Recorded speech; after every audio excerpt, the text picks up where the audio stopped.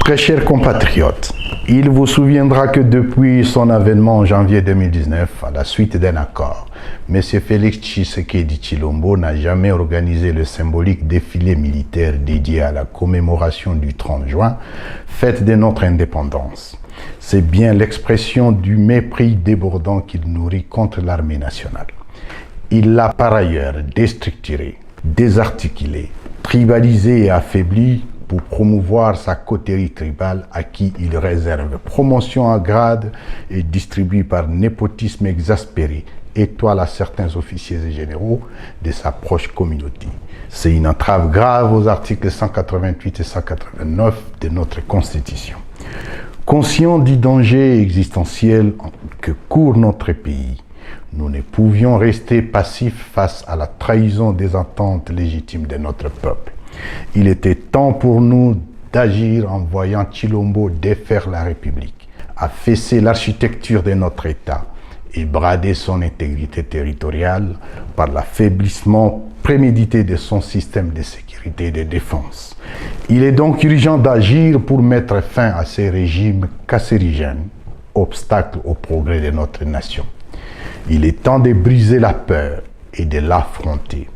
Nous devons résister à ces régimes de frappeurs, des voleurs, des détourneurs et des menteurs attitrés qui écrasent notre peuple. M. Tshilombo a trahi la nation. Il a trahi notre constitution. Il a trahi notre démocratie. Il a trahi notre peuple. Cet homme a conclu des accords alambiqués, à l'insu et au préjudice de la nation. C'est le cas du partenariat fumeux avec l'armée du Burundi et certains pays de la SADC, ainsi que l'utilisation comme supplétif des forces génocidaires FDLR. Comment comprendre qu'un chef d'État puisse négocier le déploiement des forces étrangères sur son territoire en uniforme des forces armées de la République démocratique du Congo et les préparer à attaquer d'autres pays voisins? Les Congolais ont-ils déjà vu depuis 1960 un de leurs chefs d'État se faire protéger par des mercenaires non autrement identifiés? Lui qui se targue des scores soviétiques imaginaires aux élections bâclées de 2023, aurait-il désormais peur de son propre peuple qui l'a tant plébiscité? Tshilombo est le plus grand commun diviseur et l'agent déstabilisateur de la sous-région des Grands Lacs.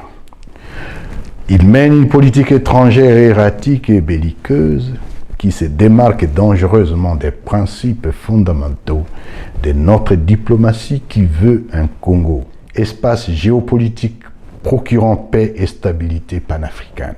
Sans vision stratégique ni objectif spécifique, sa diplomatie privilégie de nombreux voyages dispendieux avec sa clique tribale et son obstination maladive a enflammé des conflits dans la région.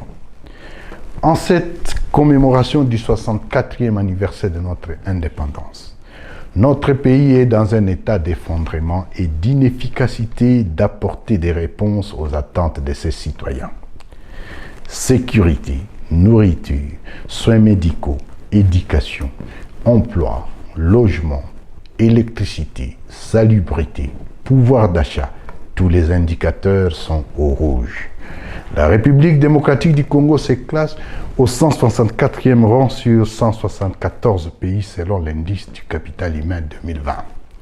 Plus de 25 millions de Congolais sont exposés à l'insécurité alimentaire et à la crise d'urgence, dont environ 6 millions en Ituri, au nord et sud Kivu. Le nombre de déplacés internes est estimé à près de 7 millions. En 5 ans, la dette nationale a atteint 10 milliards de dollars, fruit de la corruption du régime, se rapprochant dangereusement du niveau d'avant-annulation de 2008. L'inflation est chronique, avec un taux supérieur à 25%.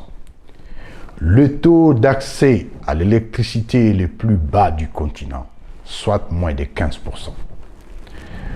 Nous pourrions continuer cette litanie de constats catastrophiques, de gestion maléfique, sous cette gouvernance erratique et improductive.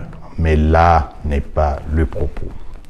Entre-temps, à Goma, comme à Beni, Lubero, en Ituri et à Lubumbashi, les Congolais sont tués quotidiennement par dizaines. Oui, ils sont tués, massacrés des fois par la propre garde de Tshilombo, alors que lui seul n'a jamais été au courant de rien.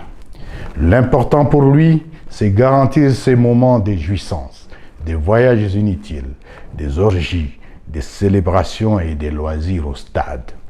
Ce pouvoir est patrimonialisé autour d'un chef qui se veut roi du Congo, entouré de sa mère, de ses frères, de ses cousins et de ses amis, sans compter la pseudo-union sacrée, son nouveau clan élargi au partage du gâteau Congo.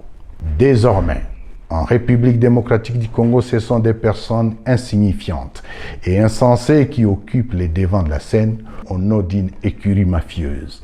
Seule cette oligarchie tribalo-mafieuse peut manger, boire, se soigner, se loger et vivre luxueusement au détriment du peuple qui, lui, manque de tout. Nous n'avons qu'une seule solution, le mettre hors d'état de nuire. C'est la demande sociale congolaise aujourd'hui.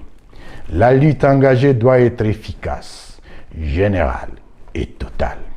Il est vrai que mener cette lutte à partir des zones non encore libérées vous expose à la prison, l'exil ou à la mort. Prenez le courage pour votre pays. Personne d'autre ne le fera pour vous. Voilà pourquoi nous avons opté pour la résistance révolutionnaire. Nous sommes au temps d'engagement et de sacrifice. Prendre notre destin en main. Très chers compatriotes, l'ennemi commun de tous les Congolais, c'est bel et bien M. Tshilombo et son union sacrée pour la nation.